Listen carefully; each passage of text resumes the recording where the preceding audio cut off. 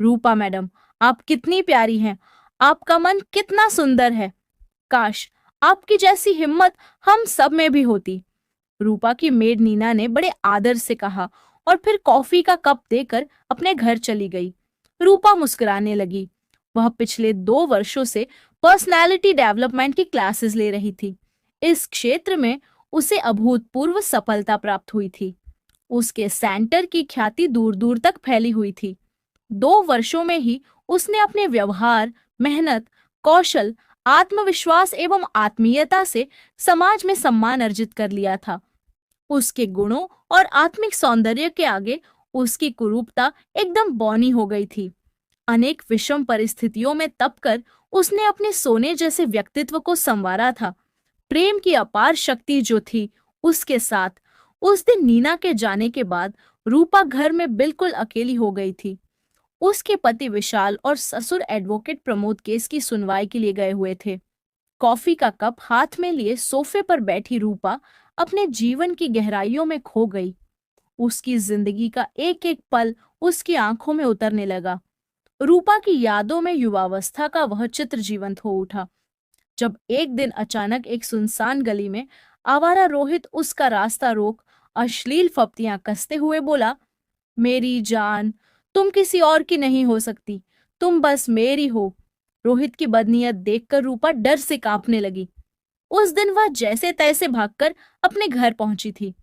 उसकी सांसें बहुत तेज चल रही थीं। उसकी माँ गीता ने उसे सीने से लगा लिया। जब रूपा कुछ शांत हुई, तब माँ ने पूछा, क्या हुआ बेटा? रूपा ने रोहित के विषय में सब कुछ बता दिया। रोहित के व्यवहार से वह इतनी डर गई थी कि अब कॉलेज भी नहीं जाना चाहती थी। जब कभी वह अकेली बैठती, रोहित की घूरती आंखें और अश्लील हरकतें उसे डराती रहती। कुछ दिन बाद रूपा ने बड़ी मुश्किल से कॉलेज जाना शुरू किया, परंतु रोहित उसे रोज कुछ न कुछ कहकर सताता रहता था। एक दिन जब रूपा ने उसे पुलिस की धमकी दी, तो उसने कहा, पुलिस मेरा कुछ नहीं बिगाड़ पाएगी। मुझसे शादी नहीं करोगी तो मैं तुम्हें जीने भी नहीं दूंगा। रूपा ने अपनी प्रिंसिपल को भी रोहित के विषय में सब बताया, परंतु कॉलेज के बाहर का मामला होने के कारण उन्होंने भी कोई खास ध्यान नहीं दिया। रूपा को अपने पापा की बहुत याद आती थी। वह सोचती थी कि काश पापा जीवित होते तो कोई उसे इस तरह तंग नहीं कर पाता। रूपा और उसकी माँ का चैन से जीना दूभर होता जा रहा था। रूपा ने बड़ी मुश्किलों का सामना कर एमए मनोविज्ञान फाइनल की परीक्षा दी थी। एक दिन उसकी माँ गीता ने उसे विवाह के लिए मनाते हुए कहा, रूपा, चंडीगढ़ में मेरी सहेली का बेटा विशाल है। वह इंजीनियर है, बहुत ही समझदार है। क्या मैं उससे तुम्हारी शादी की बात चलाऊं? रूपा तुरंत मान गई। वह भी उस गुंडे रोहित से अपना पीछा छुड़ाना चाहती थी। शादी की बात चली और रिश्ता तय हो गया। विवाह के मधुर पलों की याद आते ही रूपा की आंखों में एक चमक सी आ गई। उसने कॉफी का कप एक ओर रख दिया और सोफे पर ही लेट गई। उसके विचारों की पतंग उड़े जा रही थी। रूपा और विशाल का विवाह चंडीगढ़ में बड़ी धूमधाम से संपन्न हो गया। विशाल जैसे होशियार, रूपवान, समझदार और प्यार करने वाले युवक का साथ पाकर रूपा बहुत खुश थी। उसे जीवन की सारी खुशियां मिल गई थी। रूपा धीरे धीरे अपनी नई प्यार भरी जिंदगी में रच बस गई। वह अपने सास ससुर की भी बहुत लाडली थी। उसने घर की सभी जिम्मेदारियां संभाल ली थीं। सभी उसके रूप और गुणों के प्रशंसक बन गए थे। रूपा ने रोहित के विषय में विशाल को भी सब कुछ बता दिया था। विशाल ने उसे समझाते हुए कहा था, डरना छोड़ो रूपा, होते हैं कुछ ऐसे सिरफिरे, तुम उसे भूल जाओ, अब मैं हूं ना तुम्हारे साथ। विवाह के 3 वर्ष बीत चुके थे। इस बीच कई बार रूपा और विशाल चंडीगढ़ से लखनऊ गए, पर वह आवारा रोहित कभी उनके सामने नहीं आया। रूपा धीरे धीरे उसे भूल गई। उसे अपनी जिंदगी पर नाज होने लगा था। एक दिन रूपा लखनऊ में अपने पति विशाल के साथ बाजार से लौट रही थी। तभी अचानक उस मनचले गुंडे रोहित ने रूपा के सुंदर चेहरे पर तेजाब फेंकते हुए कहा, ले अब दिखा अपना यह रूप विशाल को। रूपा का सुंदर चेहरा पल भर में जलकर बदसूरत हो गया। वह रूपा से कुरूपा हो गई। मगर सुंदर चेहरे पर तेजाब डालने वाला रोहित अपनी जीत पर मुस्कुरा रहा था। विशाल तो ये सब देखकर स्तब्ध सा रह गया। फिर तुरंत पुलिस को फोन किया और सहायता के लिए चिल्लाने लगा। कुछ ही देर में बहुत लोग एकत्रित हो गए। रोहित के हाथ में एसिड की बोतल थी। कोई भी डर के मारे उसके पास नहीं जा रहा था। तभी पुलिस ने आकर उसे पकड़ लिया। विशाल रूपा को एम्बुलेंस में अस्पताल ले गया। औपचारिकताएं पूरी होने के बाद रूपा का इलाज शुरू हुआ। उसकी दोनों आंखों की पुतलियां दिखाई ही नहीं दे रही थीं। उसका चेहरा इतना बिगड़ चुका था कि डॉक्टर ने विशाल को भी उसे देखने की इजाजत नहीं दी। रूपा को इंटेंसिव केयर में रखा गया। 2 दिन बाद जब रूपा की मां गीता और विशाल को रूपा से मिलाया गया, तब मां की चीख निकल गई। एसिड फेंकने का घिनौना अपराध करने वाले रोहित के प्रति उनका मन विद्रोह की आग से भर उठा। लगभग 2.5 महीने बाद रूपा को अस्पताल से छुट्टी मिली, परंतु इलाज का यह अंत नहीं था। इस बीच न तो उसे दृष्टि मिली थी और न ही रूप। उसके और कई ऑपरेशन होने बाकी थे। विशाल रूपा को वापस चंडीगढ़ ले गया।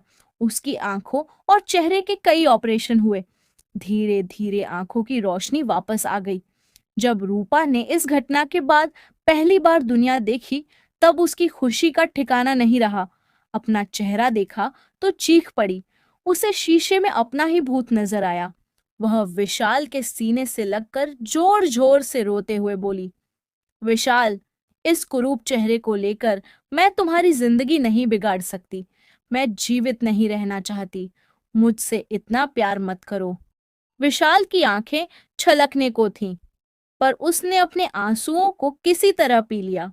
उसने रूपा को प्यार से गले लगाते हुए कहा, रूपा, तुम मेरी बहादुर पत्नी हो। तुम ही तो मेरी जान हो। तुम्हारे बिना मेरा कोई वजूद नहीं है। मैं मात्र तुम्हारी सूरत से नहीं, अपितु तुमसे प्यार करता हूँ। तुम ऐसे हार मान जाओगी तो मेरा क्या होगा? रूपा अपने कुरूप चेहरे पर विशाल के होठों का स्पर्श पाकर फक का फक कर रोने लगी। उसकी हिचकियां रुकने का नाम नहीं ले रही थीं। वह विशाल के निस्वार्थ प्यार की गहराइयों में डूबकर अपनी कुरूपता को दोषी मान रही थी। उसे लग रहा था जैसे उसका चेहरा ही नहीं, बल्कि विशाल की खुशियां भी तेजाब से जलकर खाक हो गई हैं। अपने डरावने चेहरे को देखकर रूपा की निराशा दिन प्रतिदिन बढ़ती जा रही थी। ऐसी विदूरपता, विकृति को देख उसके मन को गहरी चोट पहुंची थी। जब वह लोगों को स्वयं को घूरते देखती तो ऐसा लगता मानो सब उसकी क्रूरता को देखकर सहम गए हैं। हर नजर उसके मन को छेद देती थी। रूपा एक दिन परेशान होकर विशाल से बोली, विशाल, मेरी जैसी कुरूप लड़की के साथ तुम क्यों अपना जीवन व्यर्थ करना चाहते हो? तुम क्यों दूसरी शादी नहीं कर लेते हो? अपनी खुशियां मेरी इस कुरूपता पर मत लुटाओ। तुम मुझे तलाक दे दो। विशाल ने बड़े प्यार से कहा, रूपा, मैंने विवाह का प्यारा बंधन तोड़ने के लिए नहीं जोड़ा। पति पत्नी का मिलन 2 दिलों का मिलन होता है। क्या मात्र एक दुर्घटना हमें जुदा कर सकती है? यदि मेरे साथ ऐसी दुर्घटना हो जाती तो क्या तुम मुझे तलाक दे देती?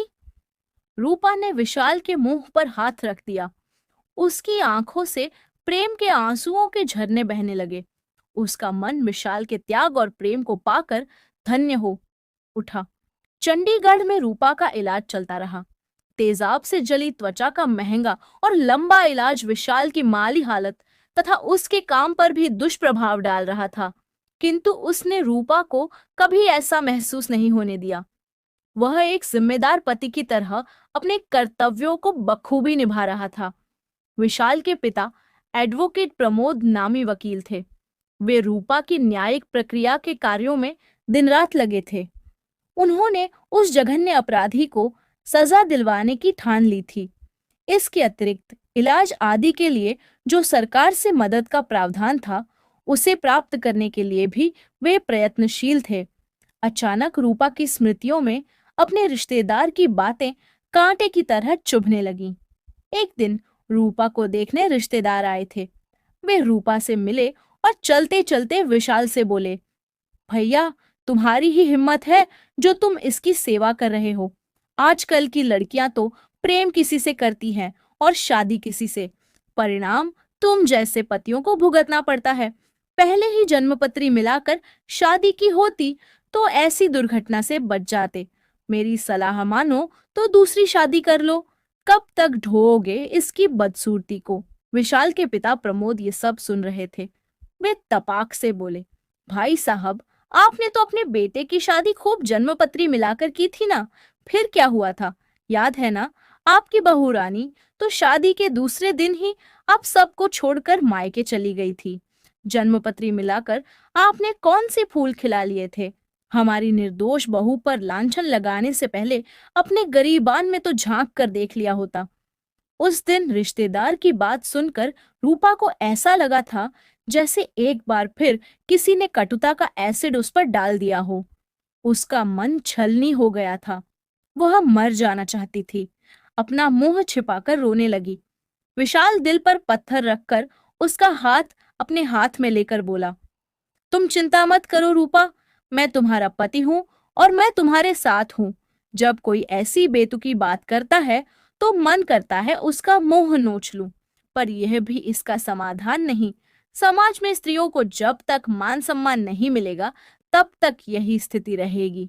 हमें ऐसे दकियानूसी और पाखंडी लोगों की सोच बदलनी होगी। रूपा विशाल की गोदी में सिर रखकर रोए जा रही थी। विशाल ने उसके बालों को सहलाते हुए कहा, मैं चाहता हूं कि मेरी रूपा फिर से हंसना सीख ले, अपने को बार बार कुरूप कहना छोड़ दे। रूपा, मेरे लिए तुम आज भी उतनी ही सुंदर हो जितनी पहले थी। मैं जानता हूं कि तुम्हारा मन कितना सुंदर और पवित्र है। और फिर विशाल ने रूपा को जूस पिलाकर सुला दिया। हर दिन एक नया दिन होता था। कुछ घाव सूखते थे तो कुछ वाणी के घाव नए बन जाते थे। विशाल ने रूपा का मन धीरे धीरे प्राणायाम की ओर आकर्षित किया। वह हमेशा उससे कहता कि अपने मन को महसूस करो जो बहुत सुंदर है। रूपा, तुम्हें ऐसे अपराधियों के विरुद्ध लड़ना है। तुम्हें हिम्मत बढ़ानी है। तुम सुंदर हो, शक्तिशाली हो, मनोविज्ञान की झाता हो। तुम्हारे अंदर असीम शक्तियां छिपी हैं। तुम ऐसे हार नहीं मान सकती। मन में आशा और विश्वास भरकर तुम्हें समाज की बुराइयों को दूर करना है। रूपा पर विशाल की बातों का असर होने लगा था। वह मरमर कर भी जीना सीख रही थी। उसने मन में विश्वास भरकर पर्सनालिटी डेवलपमेंट की पुस्तकें पढ़नी शुरू कर दी। उसके भीतर अपनी नई पहचान बनाने की लौ जाग उठी थी। दूसरी ओर न्यायिक प्रक्रिया भी चल रही थी। विशाल और उसके पिता तारीख पढ़ने पर कोर्ट जाते थे। 1 वर्ष बाद की तारीख में विशाल अपने माता पिता और रूपा को भी कोर्ट में लेकर पहुंचा था। अपराधी रोहित पहले से वहां था। विशाल रूपा को सहारा देकर बड़े प्यार और सम्मान से जब कोर्ट में दाखिल हुआ तो उस नजारे को देखकर अपराधी रोहित की उम्मीदों पर तो जैसे पानी ही फिर गया। उसने सपने में भी नहीं सोचा था कि ऐसी बदसूरत लड़की को भी कोई पति प्यार करेगा। विशाल ने रूपा की खुशियां छीनने वाले अपराधी रोहित को नफरत भरी नजर से देखते हुए कहा, तुमने जो हमारे संग किया है उसका दंड तुम्हें बहुत जल्दी मिलेगा। मेरे हिसाब से तुम दुनिया के सबसे कुरूप व्यक्ति हो। दुनिया में तुम्हें कोई पसंद नहीं करेगा, जबकि रूपा को इस हालत में भी सब चाहते हैं। वह हमेशा सुंदर थी और सुंदर रहेगी। उस दिन रूपा भी रणचंडी बनी हुई थी। उसकी आंखों में उस अपराधी के लिए घृणा के साथ साथ क्रोध की भी ज्वाला धड़क रही थी। वह किसी तरह अपना गुस्सा पी रही थी। रूपा अपने विचारों के सागर में डूबी हुई थी कि अचानक घड़ी के 5 घंटे सुनाई दिए तो सक पकाकर उठ खड़ी हुई और फिर अपने काम में लग गई। कुछ ही देर में विशाल और प्रमोद कोर्ट से घर लौट आए। वे बहुत खुश थे क्योंकि रूपा की जीत हुई थी। उस अपराधी को उम्र कैद की सजा सुनाई गई थी। यह कहानी आपको कैसी लगी कमेंट करके जरूर बताएं। वीडियो को लाइक करें, शेयर करें, चैनल को सब्सक्राइब जरूर करें। धन्यवाद।